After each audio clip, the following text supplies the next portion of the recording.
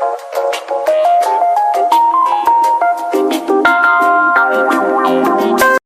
वालेकुम। जो उम्मीद है कि सब ठीक होंगे, अल्हम्दुलिल्लाह मैं भी ठीक। और आज हम बनाएंगे जी शिमला।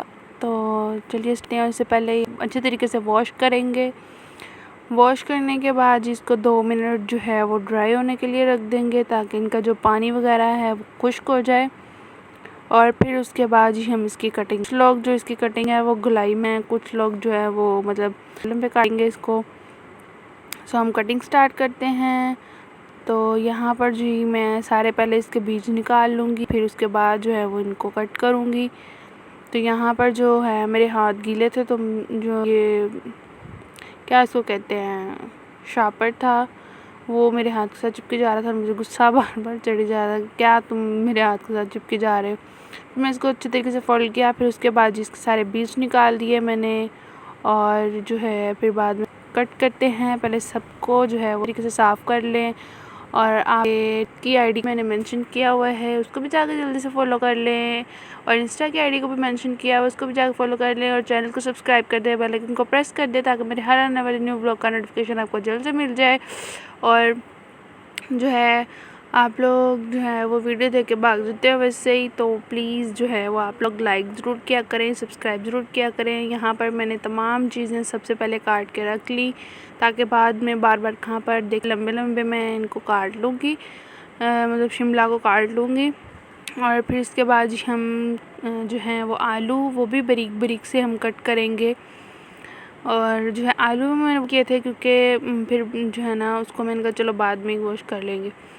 तो यहाँ पर मैं इसको अच्छे तरीके से जो है ना बारीक बारीक से छिलके उतार लूँगी। और फिर उसके बाद जी इसको हम अच्छे तरीके से वॉश करेंगे। वॉश करने के बाद हम इनको भी जो है ना वो क्यूब्स में बारीक बारीक से कटिंग कर लेंगे।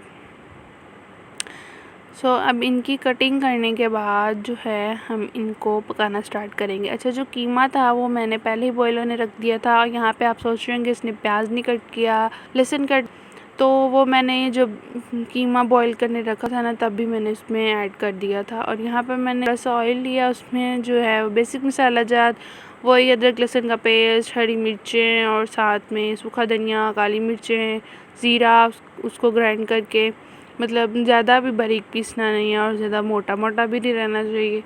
अब इसको हम अच्छे तरीके से भून लेंगे जब तक के ये अच्छे तरीके से भुन नहीं जाता, ठीक है, इसका कच्चापन ख़त्म नहीं हो जाता। टमाटर अच्छे से जो है वो अच्छे तरीके से भुन जाएगा। फिर इसमें हम ऐड करेंगे 1.5 टीस्पून हल्दी ऐड करेंगे, वही साहब जो है 1 टेबल स्पून जो है वो मिर्च ऐड करेंगे। आप अपने टेस्ट के अकॉर्डिंग ऐड कर लीजिएगा, जितनी आप खाते हैं। और फिर उसके बाद जी जो है वो हम मिर्च को अच्छे तरीके से भून लेंगे, ताकि जो इसकी कच्ची कच्ची स्मेल होती है ना वो ख़त्म हो जाए। और बाद में जी इसका कह रही हूँ कीमा ऐड कर देंगे। और ये देखिए आपको नज़र आ रहा होगा लहसुन और जो है वो प्याज में अंदर ही डाला हुआ, तो अगर बॉईल करते वक्त ना डालें तो फिर डाल लेते हैं भूनने वक्त, नहीं तो वरना फिर जो है ना इस तरह डबल डबल डालें तो मीठा सालन बनता है। और यहाँ पर जो थोड़ा सा इसकी यखनी पड़ी हुई थी कीमे की, वो मैंने इसमें ऐड कर दी। और उसके बाद जी यहाँ पे मैंने थोड़ा सा नमक ऐड किया, क्योंकि मैंने इसलिए ऐड किया था कि कम था, और जो है वो मैंने पहले कीमे में ऐड किया हुआ था। तो आप अपने टेस्ट के अकॉर्डिंग ऐड कर लीजिएगा। फिर इसके अंदर जो स्टॉक थी यानी यखनी थी जो कीमे की, वो मैंने थोड़ी सी इसमें ऐड की। एंड फिर इसके अंदर मैंने ऐड किया जी आलू। जब थोड़ा थोड़ा पानी था तब मैंने ऐड किया, ताकि थोड़े बहुत जो है वो गल जाएं और ताकि पक जाएं। और यहाँ पर मैंने एक मिस्टेक की जो कि नहीं करनी चाहिए थी, यहाँ पे मैंने आलू से डालने से पहले दही ऐड करना था, वो मैं नहीं किया, मैं भूल गई थी। फिर मैंने आलू और साथ में शिमला जो है वो दोनों ऐड कर दी। फिर इनको अच्छे तरीके से भुनने के बाद जो है इसको जो है इसमें मैंने दही ऐड किया। दही ऐड करने के बाद हम इसको अच्छे तरीके से भून लेंगे। तब तक इसको भूनना है जब तक कि दही का पानी खुश्क नहीं हो जाता, सही है।